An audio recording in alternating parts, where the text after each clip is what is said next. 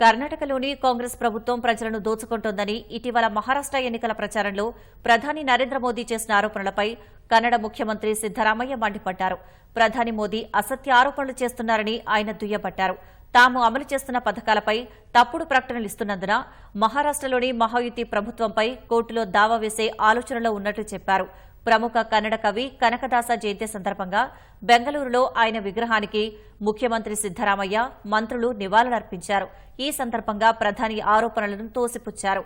మహారాష్ట ప్రజలను తప్పుదోవ పట్టించి ఓట్లు రాబట్టుకునేందుకు మోదీ యత్నిస్తున్నారని దుయ్యబట్టారు. మహారాష్ట ప్రభుత్వం చేస్తున్న అసత్య ప్రకటనలపై చర్యలు తీసుకునేందుకు న్యాయపరమైన అన్ని కోణాలను పరిశీలిస్తున్నట్లు వివరించారు.